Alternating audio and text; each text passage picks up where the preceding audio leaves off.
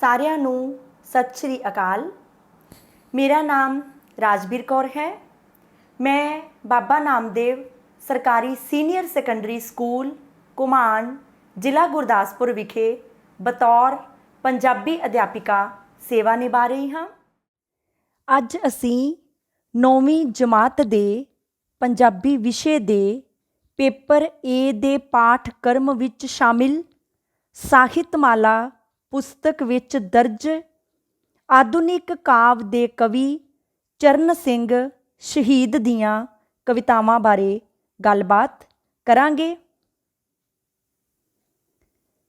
ਚਰਨ ਸਿੰਘ ਸ਼ਹੀਦ ਜੀ ਦਾ ਜਨਮ ਮਾਰਚ 1891 ਈਸਵੀ ਨੂੰ ਪਿਤਾ ਸਰਦਾਰ ਸੂਬਾ ਸਿੰਘ ਅਤੇ ਮਾਤਾ ਸਰਦਾਰਨੀ ਸ਼ਿਵ ਕੌਰ ਦੇ ਘਰ ਸ਼੍ਰੀ ਅੰਮ੍ਰਿਤਸਰ ਸਾਹਿਬ ਵਿੱਚ ਹੋਇਆ। 10ਵੀਂ ਪਾਸ ਕਰਨ ਤੋਂ ਬਾਅਦ ਹੀ ਆਪ ਨੇ ਸਾਹਿਤ ਰਚਨਾ ਸ਼ੁਰੂ ਕਰ ਦਿੱਤੀ। ਕੁਝ ਚਿਰ ਆਪ ਪਟਿਆਲਾ ਰਿਆਸਤ ਦੇ ਰਾਜ ਕਵੀ ਵੀ ਰਹੇ। ਸ਼੍ਰੀ ਅੰਮ੍ਰਿਤਸਰ ਸਾਹਿਬ ਤੋਂ ਆਪ ਨੇ ਸ਼ਹੀਦ ਅਖਬਾਰ ਕੱਢਿਆ। ਪਿੱਛੋਂ ਆਪ ਨੇ ਮੌਜੀ ਅਤੇ ਹੰਸ ਸਪਤਾਹਿਕ ਪੱਤਰਾਂ ਦੇ ਸੰਪਾਦਕ ਦੇ ਤੌਰ 'ਤੇ ਵੀ ਕੰਮ ਕੀਤਾ। ਆਪ ਨੇ ਕਵਿਤਾ ਦੇ ਨਾਲ ਨਾਲ ਨਾਵਲ, ਕਹਾਣੀਆਂ, ਜੀਵਨੀਆਂ ਆਦਿ ਵੀ ਲਿਖੀਆਂ। ਆਪ ਦੀਆਂ ਕਵਿਤਾਵਾਂ ਹਾਸ ਰਸ ਭਰਪੂਰ ਅਤੇ ਸਿੱਖਿਆਦਾਇਕ ਹਨ। ਆਪ ਆਪਣੀਆਂ ਕਵਿਤਾਵਾਂ ਵਿੱਚ ਸੁਥਰਾ ਉਪਨਾਮ ਦੀ ਵਰਤੋਂ ਕਰਦੇ ਸਨ। ਆਪ ਦੀਆਂ ਪ੍ਰਸਿੱਧ ਕਾਵਿ ਪੁਸਤਕਾਂ ਬਾਦਸ਼ਾਹੀਆਂ, ਅਰਸ਼ੀ ਕਿੰਗਰੇ, ਰਾਜਸੀ ਹੁਲਾਰੇ, ਬੇਪਰਵਾਹੀਆਂ ਆਦਿ ਹਨ। 9ਵੀਂ ਜਮਾਤ ਦੇ ਪੰਜਾਬੀ ਵਿਸ਼ੇ ਦੇ ਪਾਠਕ੍ਰਮ ਵਿੱਚ ਚਰਨ ਸਿੰਘ ਸ਼ਹੀਦ ਦੀਆਂ 2 ਕਵਿਤਾਵਾਂ ਸ਼ਾਮਿਲ ਹਨ। ਪਹਿਲੀ ਕਵਿਤਾ ਦਾ ਨਾਂ ਹੈ ਇੱਕ ਪਿਆਲਾ ਪਾਣੀ। ਇਸ ਕਵਿਤਾ ਵਿੱਚ ਕਵੀ ਨੇ ਮੁਗਲ ਬਾਦਸ਼ਾਹ ਅਕਬਰ ਅਤੇ ਉਸ ਦੇ ਵਜ਼ੀਰ ਬੀਰਬਲ ਦੀ ਆਪਸੀ ਵਾਰਤਾਲਾਪ ਰਾਹੀਂ ਪਾਣੀ ਦੀ ਮਹਾਨਤਾ ਬਾਰੇ ਦੱਸਿਆ ਹੈ। ਕਵਿਤਾ ਹੈ, ਅਕਬਰ ਨੂੰ ਦਰਬਾਰ ਬੈਠਿਆਂ ਤ੍ਰੇ ਨੇ ਬਹੁਤ ਸਤਾਇਆ, ਸੈਨਤ ਹੁੰਦਿਆਂ ਨਫਰ ਪਿਆਲਾ ਜਲ ਠੰਡੇ ਦਾ ਲਿਆਇਆ। ਪਕੜ ਪਿਆਲਾ ਬਾਦਸ਼ਾਹ ਨੇ ਮੂੰਹ ਨੂੰ ਚਾਹਿਆ ਲਾਣਾ, ਪਾਸੋਂ ਬੋਲ ਬੀਰਬਲ ਉੱਠਿਆ ਜਰਾ ਹੱਥ ਅਟਕਾਣਾ। ਨਫਰ ਸ਼ਬਦ ਦਾ ਅਰਥ ਹੈ ਸੇਵਕ ਜਾਂ ਨੌਕਰ। ਇਸ ਵਿੱਚ ਚਰਨ ਸਿੰਘ ਸ਼ਹੀਦ ਨੇ ਦੱਸਿਆ ਹੈ ਕਿ ਜਦੋਂ ਅਕਬਰ ਬਾਦਸ਼ਾਹ ਪਿਆਸ ਲੱਗਣ 'ਤੇ ਪਾਣੀ ਮੰਗਵਾ ਕੇ ਪੀਣ ਲੱਗਾ ਤਾਂ ਉਸਦੇ ਵਜ਼ੀਰ ਬੀਰਬਲ ਨੇ ਪਾਣੀ ਪੀਣ ਤੋਂ ਪਹਿਲਾਂ ਇੱਕ ਸਵਾਲ ਦਾ ਜਵਾਬ ਦੇਣ ਲਈ ਕਿਹਾ। ਚਰਨ ਸਿੰਘ ਸ਼ਹੀਦ ਕਹਿੰਦੇ ਹਨ ਕਿ ਜਦੋਂ ਮੁਗਲ ਬਾਦਸ਼ਾਹ ਨੂੰ ਆਪਣੇ ਦਰਬਾਰ ਵਿੱਚ ਬੈਠਿਆਂ ਪਿਆਸ ਲੱਗੀ ਤਾਂ ਉਹਨਾਂ ਨੇ ਇਸ਼ਾਰਾ ਕਰਕੇ ਆਪਣੇ ਨੌਕਰ ਤੋਂ ਪਾਣੀ ਦਾ ਪਿਆਲਾ ਮੰਗਵਾਇਆ। ਅਕਬਰ ਬਾਦਸ਼ਾਹ ਜਦੋਂ ਨੌਕਰ ਦੇ ਹੱਥੋਂ ਪਾਣੀ ਦਾ ਪਿਆਲਾ ਲੈ ਕੇ ਪੀਣ ਲਈ ਮੂੰਹ ਨੂੰ ਲਾਉਣ ਲੱਗੇ ਤਾਂ ਉਹਨਾਂ ਦੇ ਕੋਲ ਬੈਠੇ ਵਜ਼ੀਰ ਬੀਰਬਲ ਨੇ ਕਿਹਾ ਕਿ ਉਹ ਕੁਝ ਸਮਾਂ ਪਾਣੀ ਪੀਣ ਤੋਂ ਰੁਕ ਜਾਣ। ਪਹਿਲਾਂ ਦੱਸੋ ਆਪ ਇੱਕ ਗੱਲ, ਜੇ ਪਾਣੀ ਮੁੱਕ ਜਾਵੇ, ਸਹਿ ਕੋਹਾਂ ਤੱਕ ਯਤਨ ਕੀਤਿਆਂ ਇੱਕ ਬੂੰਦ ਨਾ ਥਿਆਵੇ। ਅਤੀ ਪਿਆਸ ਲੱਗੀ ਹੋਏ ਤੁਹਾਨੂੰ, ਜਲ ਬਿਨ ਮਰਦੇ ਜਾਵੋ। ਮਾਹੀ ਵਾਂਗ ਆਬ ਬਿਨ ਤੜਫੋ, ਉਲਟ ਬਾਜ਼ੀਆਂ ਖਾਵੋ। ਸੱਚ ਦੱਸੋ ਜੇ ਉਸ ਵੇਲੇ ਕੋਈ ਇੱਕ ਜਲ ਪਿਆਲਾ ਲਿਆਵੇ, ਕੀ ਕੁਝ ਦਿਓ ਹਜੂਰ ਉਸ ਨੂੰ, ਕੀ ਕੀਮਤ ਉਹ ਪਾਵੇ। ਮਾਹੀ ਸ਼ਬਦ ਦਾ ਅਰਥ ਹੈ ਮੱਛੀ। ਆਬ ਸ਼ਬਦ ਦਾ ਅਰਥ ਹੈ ਪਾਣੀ। ਬੀਰਬਲ ਨੇ ਬਾਦਸ਼ਾਹ ਨੂੰ ਕਿਹਾ ਕਿ ਉਹ ਪਾਣੀ ਦਾ ਪਿਆਲਾ ਪੀਣ ਤੋਂ ਪਹਿਲਾਂ ਉਸ ਦੇ ਇੱਕ ਸਵਾਲ ਦਾ ਜਵਾਬ ਦੇਣ ਕਿ ਜੇਕਰ ਪਾਣੀ ਮੁੱਕ ਜਾਵੇ, ਸੈ ਕੋਹਾਂ ਤੱਕ ਕੋਸ਼ਿਸ਼ ਕਰਨ ਦੇ ਬਾਵਜੂਦ ਵੀ ਪਾਣੀ ਦੀ ਇੱਕ ਬੂੰਦ ਵੀ ਨਾ ਲੱਭੇ, ਦੂਜੇ ਪਾਸੇ ਉਹਨਾਂ ਨੂੰ ਬਹੁਤ ਪਿਆਸ ਲੱਗੀ ਹੋਵੇ, ਪਾਣੀ ਤੋਂ ਬਿਨਾਂ ਉਹ ਇਸ ਤਰ੍ਹਾਂ ਤੜਫ ਰਹੇ ਹੋਣ ਜਿਸ ਤਰ੍ਹਾਂ ਮੱਛੀ ਪਾਣੀ ਬਿਨਾਂ ਤੜਫਦੀ ਹੋਈ ਉਲਟਬਾਜ਼ੀਆਂ ਲਾਉਂਦੀ ਹੈ। ਉਹ ਸੱਚ ਦੱਸਣ ਕਿ ਉਸ ਸਮੇਂ ਜੇਕਰ ਕੋਈ ਪਾਣੀ ਦਾ ਇੱਕ ਪਿਆਲਾ ਉਹਨਾਂ ਲਈ ਲਿਆਵੇ ਤਾਂ ਹਜੂਰ ਉਸ ਨੂੰ ਕੀ ਮੁੱਲ ਦੇਣਗੇ। ਉਸ ਨੂੰ ਲਿਆਂਦੇ ਦੁਰਲੱਭ ਪਾਣੀ ਦੇ ਪਿਆਲੇ ਦੀ ਕੀ ਕੀਮਤ ਮਿਲੇਗੀ। ਹੱਸ ਕੇ ਅਕਬਰ ਕਹਿਣ ਲੱਗਾ, ਜੇ ਐਸੀ ਦਸ਼ਾ ਵਿਆਪੇ, ਅੱਧਾ ਰਾਜ ਦਿਆਂ ਮੁੱਲ ਇਸਦਾ, ਖੁਸ਼ੀ ਨਾਲ ਮੈਂ ਆਪੇ। ਇਹ ਕਹਿ ਕੇ ਉਹ ਜਲ ਦਾ ਪਿਆਲਾ ਗਟ ਗਟ ਸ਼ਾਹ ਚੜਾਇਆ। ਫਿਰ ਬੀਰਬਲ ਨੇ ਸ਼ਾਹ ਅੱਗੇ ਸਵਾਲ ਦੂਸਰਾ ਪਾਇਆ। ਬੀਰਬਲ ਦਾ ਪ੍ਰਸ਼ਨ ਸੁਣ ਕੇ ਅਕਬਰ ਨੇ ਕਿਹਾ ਕਿ ਜੇਕਰ ਐਸੀ ਅਵਸਥਾ ਆ ਜਾਵੇ ਤੇ ਪਾਣੀ ਕਿਧਰੇ ਵੀ ਨਾ ਮਿਲੇ ਅਤੇ ਪਿਆਸ ਨਾਲ ਉਸ ਦਾ ਬੁਰਾ ਹਾਲ ਹੋ ਰਿਹਾ ਹੋਵੇ, ਤਾਂ ਉਸ ਵੇਲੇ ਜੇ ਕੋਈ ਉਸ ਲਈ ਪਾਣੀ ਦਾ ਇੱਕ ਪਿਆਲਾ ਲਿਆਵੇਗਾ, ਮੈਂ ਉਸ ਆਦਮੀ ਨੂੰ ਉਸ ਦੇ ਪਾਣੀ ਦੇ ਇੱਕ ਪਿਆਲੇ ਦੀ ਕੀਮਤ ਦੇ ਰੂਪ ਵਿੱਚ ਆਪਣਾ ਅੱਧਾ ਰਾਜ ਭਾਗ ਖੁਸ਼ੀ ਦੇ ਨਾਲ ਦੇ ਦੇਵਾਂਗਾ। ਇਸ ਤਰ੍ਹਾਂ ਅਕਬਰ ਬਾਦਸ਼ਾਹ ਨੇ ਬੀਰਬਲ ਦੁਆਰਾ ਪੁੱਛੇ ਹੋਏ ਪ੍ਰਸ਼ਨ ਦਾ ਜਵਾਬ ਦੇ ਕੇ ਪਾਣੀ ਦਾ ਪਿਆਲਾ ਮੂੰਹ ਨੂੰ ਲਾ ਲਿਆ ਅਤੇ ਗਟ ਗਟ ਕਰਕੇ ਪੀ ਗਏ। ਉਸ ਤੋਂ ਬਾਅਦ ਬੀਰਬਲ ਨੇ ਬਾਦਸ਼ਾਹ ਅਕਬਰ ਅੱਗੇ ਦੂਸਰਾ ਸਵਾਲ ਪਾ ਦਿੱਤਾ।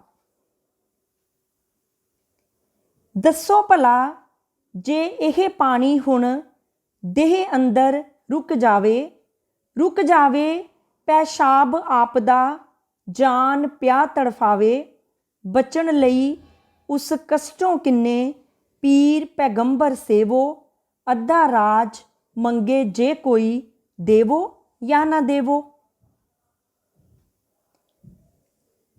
ਬੀਰਬਲ ਨੇ ਬਾਦਸ਼ਾਹ ਨੂੰ ਦੂਸਰਾ ਪ੍ਰਸ਼ਨ ਕਰਦਿਆਂ ਕਿਹਾ ਕਿ ਹੁਣ ਉਸ ਨੂੰ ਇਹ ਦੱਸਣ ਕਿ ਜੇਕਰ ਉਹਨਾਂ ਦੁਆਰਾ ਪੀਤਾ ਪਾਣੀ ਉਹਨਾਂ ਦੇ ਸਰੀਰ ਦੇ ਅੰਦਰ ਹੀ ਰੁਕ ਜਾਵੇ, ਭਾਵ ਉਹਨਾਂ ਨੂੰ ਪੈਸ਼ਾਬ ਨਾ ਆਵੇ, ਉਹ ਇਸ ਬਿਮਾਰੀ ਤੋਂ ਬਚਣ ਲਈ ਪੀਰ ਪੈਗੰਬਰਾਂ ਨੂੰ ਖੁਸ਼ ਕਰਨ ਵਾਲੇ ਅਨੇਕਾਂ ਧਾਰਮਿਕ ਕਰਮ ਕਾਂਡ ਕਰਨ ਲੱਗਣ।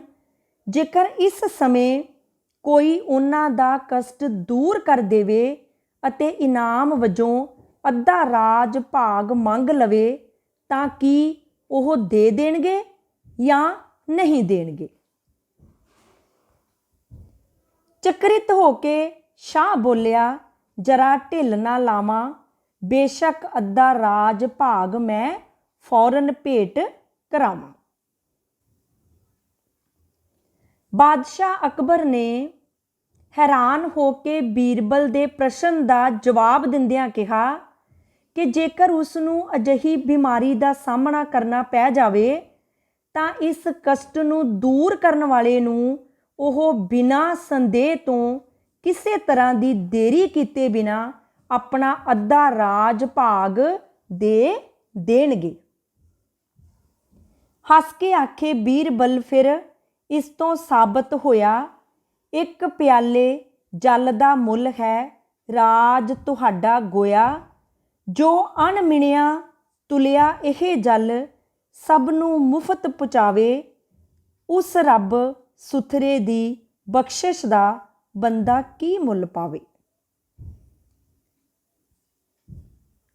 ਜਦੋਂ ਅਕਬਰ ਬਾਦਸ਼ਾਹ ਨੇ ਬੀਰਬਲ ਦੇ ਦੋਹਾਂ ਪ੍ਰਸ਼ਨਾਂ ਦੇ ਉੱਤਰ ਦੇ ਦਿੱਤੇ, ਤਾਂ ਬੀਰਬਲ ਨੇ ਕਿਹਾ ਕਿ ਇਸ ਤਰ੍ਹਾਂ ਇਹ ਸਿੱਧ ਹੁੰਦਾ ਹੈ कि तुहाडे सारे राज दा मुੱਲ एक प्याला पानी दे बराबर है।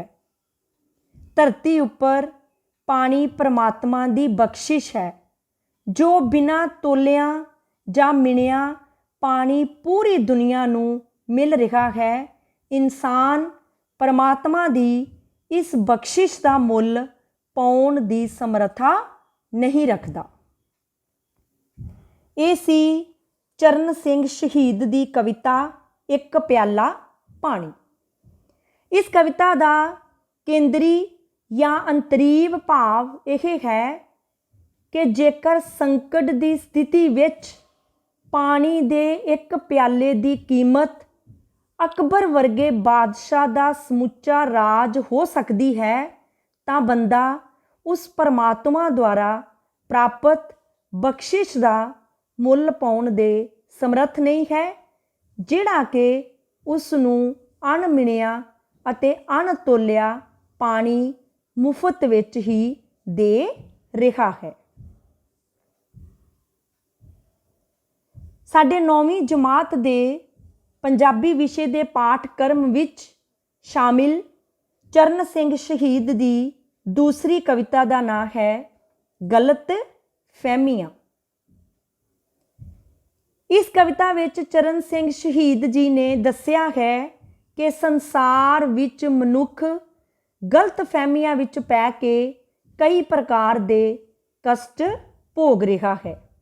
कविता है, मैं देख हमाकत दुनिया दी हुंदा हां दूरा हस हस के, पै लोक मुसीबत झलदे ने विच गलत फहमियां फस फस के, कोजे नूं लगा भुलेखा है बन बन के सोहना फुलदा है, जद लोक टिचकरां करदे ने तां अंदर अंदर घुलदा है, मूर्ख खुद तई समझदा है अकलइयां वध विद्वानां तो, फिर रोंदा है जद जगत करे वरताओ बुरा हैवानां तो, कंगला है फसिया गलती विच धनियां दियां रीसां करदा है, जद करजे सूद कुचलदे ने तां रोंदा होके भरदा है। गलत फहमियां शब्द का अर्थ है भरम भुलेखे। चरण सिंह शहीद कहते हैं कि दुनिया की मूर्खता देख देख के हासा आउंदा है। वो महसूस करते हैं कि दुनिया के लोग कई प्रकार के भुलेखियां विच फस के बिना गल तो दुख सह रहे हैं। किसी नूं यह भुलेखा है कि वह बहुत सोहना है, जिस करके वह दुनिया अगे सोहना होने का दिखावा करता है, पर जदों लोग उसनूं उस दे दिखावे करके मखौल करते हैं तां वह अंदरों अंदरी दुखी हुंदा है। इसे तरह मूर्ख नूं यह भुलेखा हुंदा है कि वह विद्वानां नालों भी वध सियाणा है, पर जदों दुनिया उस नाल पशुआं वर्गा विवहार करती है तां वह दुखी हुंदा है। इसे तरह गरीब गलती नाल अमीरां दियां रीसां करदा होया कई प्रकार के दिखावियां विच पै के खर्च करदा है, पर जदों करजे अते व्याज थल्ले दब्बिया जांदा है तां फिर कई प्रकार के दुख सहन करदा होया रोंदा अते हौके भरदा है। कमजोर बली सम आकड़ के जां नाल तकड़ियां खैंदा है, तद होश मगज विच आउंदी है जद हड्ड तुड़ा के बहिंदा है, कोई सोने सूली चढ़िया है सप रंग किसे नूं डसिया है, कोई राज भुलेखे भुलिया है, कोई जात भुल विच फसिया है, बुद्धू दे भाणे हथ कंडे सब जग दे उसनूं आंदे ने, पछतांदा है जद चतुर लोक तिस वेच पकौड़े खांदे ने, प्यो जिसदा काले अखर तो मह काली वांगू डरदा है, ओह डंगर अपनी उपमा कर कमियां दी निंदा करता है। ਚਰਨ ਸਿੰਘ ਸ਼ਹੀਦ ਕਹਿੰਦੇ ਹਨ ਕਿ ਕਮਜ਼ੋਰ ਆਦਮੀ ਆਪਣੀ ਤਾਕਤ ਬਾਰੇ ਭੁਲੇਖੇ ਵਿੱਚ ਪੈ ਕੇ ਤਾਕਤਵਰ ਲੋਕਾਂ ਨਾਲ ਝਗੜਾ ਕਰਦਾ ਹੈ, ਪਰ ਜਦੋਂ ਅਗਲਾ ਹੱਡ ਤੋੜ ਦਿੰਦਾ ਹੈ ਤਾਂ ਫਿਰ ਹੀ ਉਸ ਦੀ ਹੋਸ਼ ਟਿਕਾਣੇ ਆਉਂਦੀ ਹੈ। ਇਸ ਤਰ੍ਹਾਂ ਕੋਈ ਗਲਤ ਫਹਿਮੀਆਂ ਦਾ ਸ਼ਿਕਾਰ ਹੋ ਕੇ, ਕੋਈ ਧਨ ਦੌਲਤ ਦੇ ਹੰਕਾਰ ਕਰਕੇ, ਕੋਈ ਗੋਰੇ ਰੰਗ ਦੇ ਮਾਣ ਕਰਕੇ, ਕੋਈ ਹਕੂਮਤ ਦੇ ਭੁਲੇਖੇ ਵਿੱਚ ਫਸ ਕੇ, ਕੋਈ ਉੱਚੀ ਜਾਤ ਦੇ ਹੰਕਾਰ ਦੀ ਭੁੱਲ ਵਿੱਚ ਫਸ ਕੇ ਦੁਖੀ ਹੋ ਰਿਹਾ ਹੈ। ਬਹੁਤ ਹੀ ਮੂਰਖ ਇਹ ਸਮਝਦਾ ਹੈ ਕਿ ਦੁਨੀਆ ਭਰ ਦੀਆਂ ਸਾਰੀਆਂ ਚਲਾਕੀਆਂ ਉਹ ਜਾਣਦਾ ਹੈ। ਉਦੋਂ ਦੁਖੀ ਹੁੰਦਾ ਹੈ ਜਦੋਂ ਚੁਸਤ ਲੋਕ ਉਸ ਨੂੰ ਵੇਚ ਕੇ ਪਕੌੜੇ ਖਾ ਜਾਂਦੇ ਹਨ ਅਤੇ ਉਹ ਦੇਖਦਾ ਹੀ ਰਹਿ ਜਾਂਦਾ ਹੈ। ਜਿਸ ਦੇ ਪਿਓ ਨੇ ਕਦੇ ਇੱਕ ਅੱਖਰ ਵੀ ਨਹੀਂ ਪੜ੍ਹਿਆ, ਭਾਵ ਅਨਪੜ੍ਹ ਵਿਅਕਤੀ ਹੈ, ਉਹ ਆਪਣੀ ਪ੍ਰਸ਼ੰਸਾ ਕਰਦਾ ਹੈ, ਪਰ ਬੁੱਧੀਜੀਵੀਆਂ ਅਤੇ ਕਮੀਆਂ ਦੀ ਨਿੰਦਿਆ ਕਰਦਾ ਹੈ। ਕਹਿੰਦੇ ਹਨ ਬੰਦੇ ਘੜਨ ਸਮੇਂ ਰੱਬ ਸਭ ਦੇ ਕੰਨ 'ਚ ਕਹਿੰਦਾ ਹੈ, ਨਹੀਂ ਘੜਿਆ ਤੇਰੇ ਜਿਹਾ ਹੋਰ, ਬਸ ਬੰਦਾ ਆਕੜ ਬਹਿੰਦਾ ਹੈ। ਭੁੱਲ ਇਸੇ ਤਰ੍ਹਾਂ ਸ਼ੈਤਾਨ ਹੁਰਾਂ ਨਾ ਅਦਬ ਆਦਮ ਦਾ ਕੀਤਾ ਸੀ। ਇਹ ਖਾਕੀ ਹੈ ਮੈਂ ਨਾਰੀ ਹਾਂ, ਕਹਿ ਤੌਕ ਲਾਹਨਤੀ ਲੀਤਾ ਸੀ। ਜਗ ਰੀਸ ਸ਼ੈਤਾਨੀ ਕਰਦਾ ਹੈ, ਨਾ ਸਬਕ ਉਸ ਤੋਂ ਸਿੱਖਦਾ ਹੈ। ਵੱਧ ਗਲਤ ਫਹਿਮੀਆਂ ਸਿੱਖਦਾ ਹੈ, ਜਿਉਂ-ਜਿਉਂ ਵੱਧ ਪੜ੍ਹਦਾ ਲਿਖਦਾ ਹੈ। ਚਰਨ ਸਿੰਘ ਸ਼ਹੀਦ ਕਹਿੰਦੇ ਹਨ ਕਿ ਆਮ ਤੌਰ 'ਤੇ ਲੋਕ ਕਹਿੰਦੇ ਹਨ ਕਿ ਜਦੋਂ ਰੱਬ ਨੇ ਬੰਦਿਆਂ ਨੂੰ ਘੜਿਆ ਤਾਂ ਉਸਨੇ ਹਰੇਕ ਦੇ ਕੰਨ ਵਿੱਚ ਇਹ ਗੱਲ ਆਖੀ ਕਿ ਉਸ ਵਰਗਾ ਮੈਂ ਹੋਰ ਕਿਸੇ ਨੂੰ ਵੀ ਨਹੀਂ ਬਣਾਇਆ। ਬਸ ਇਹੀ ਗੱਲ ਦੇ ਕਾਰਨ ਬੰਦਾ ਗਲਤ ਫਹਿਮੀਆਂ ਦੇ ਵਿੱਚ ਫਸ ਗਿਆ ਅਤੇ ਆਕੜ ਕਰ ਬੈਠਾ। ਸ਼ੈਤਾਨ ਨੇ ਭੁੱਲ ਕੇ ਰੱਬ ਦੇ ਕਹਿਣ 'ਤੇ ਵੀ ਉਸ ਦੇ ਬਣਾਏ ਮਨੁੱਖ ਦਾ ਸਤਿਕਾਰ ਨਾ ਕੀਤਾ, ਕਿਉਂਕਿ ਉਹ ਆਪਣੇ ਆਪ ਨੂੰ ਅੱਗ ਤੋਂ ਬਣਿਆ ਹੋਣ ਕਰਕੇ ਮਿੱਟੀ ਤੋਂ ਬਣੇ ਮਨੁੱਖ ਨਾਲੋਂ ਆਪਣੇ ਆਪ ਨੂੰ ਵਧੀਆ ਸਮਝਦਾ ਸੀ। ਇਸ ਕਰਕੇ ਉਸ ਦੇ ਗਲ ਵਿੱਚ ਹਮੇਸ਼ਾ ਹੀ ਲਾਹਨਤ ਦਾ ਪਟਾ ਪਿਆ ਰਿਹਾ। ਸੰਸਾਰ ਦੀ ਹਾਲਤ ਇਹ ਹੈ ਕਿ ਉਹ ਸ਼ੈਤਾਨ ਦੀ ਰੀਸ ਕਰਦਾ ਹੈ, ਪਰ ਉਸ ਦੀ ਗਲਤੀ ਤੋਂ ਸਬਕ ਨਹੀਂ ਲੈਂਦਾ। ਅਸਲ ਵਿੱਚ ਉਸ ਦਾ ਸੁਭਾਅ ਹੀ ਇਹੋ ਜਿਹਾ ਹੈ। ਉਹ ਜਿਵੇਂ-ਜਿਵੇਂ ਵੱਧ ਪੜ੍ਹਦਾ ਲਿਖਦਾ ਜਾਂਦਾ ਹੈ, ਗਲਤ ਫਹਿਮੀਆਂ ਵਿੱਚ ਫਸਦਾ ਜਾਂਦਾ ਹੈ, ਜਿਸ ਦੇ ਕਾਰਨ ਉਹ ਦੁੱਖ ਸਹਿਣ ਕਰਦਾ ਹੈ। ਜੇ ਗਲਤ ਫਹਿਮੀਆਂ ਤੱਜ ਬੰਦਾ ਆਪਣੇ ਸਮਝੇ ਹੋਰਾਂ ਨੂੰ ਸੁਖ ਮਾਣ ਦਵੇ, ਸੁਖ ਮਾਣ ਲਵੇ, ਤਦ ਜੋਰਾਂ ਸ਼ੋਰਾਂ ਖੋਰਾਂ ਨੂੰ, ਤਦ ਇਹੋ ਨਰਕ ਜਗ ਸੁਰਗ ਬਣੇ, ਲੁਤਫਾਂ ਦਾ ਤੰਬੂ ਬਣ ਜਾਵੇ। ਦਿਲ ਗੰਦ ਮੰਦ ਤੋਂ ਸਾਫ਼ ਹੋਣ, ਹਰ ਬੰਦਾ ਸੁਥਰਾ ਬਣ ਜਾਵੇ। ਤਜ ਸ਼ਬਦ ਦਾ ਅਰਥ ਹੈ ਛੱਡਣਾ। ਲੁਤਫਾਂ ਸ਼ਬਦ ਦਾ ਅਰਥ ਹੈ ਖੁਸ਼ੀ ਜਾਂ ਆਨੰਦ। ਸੁਥਰਾ ਸ਼ਬਦ ਦਾ ਅਰਥ ਹੈ ਸਾਫ਼ ਦਿਲ। ਸੁਥਰਾ ਕਵੀ ਚਰਨ ਸਿੰਘ ਸ਼ਹੀਦ ਦਾ ਉਪਨਾਮ ਵੀ ਹੈ।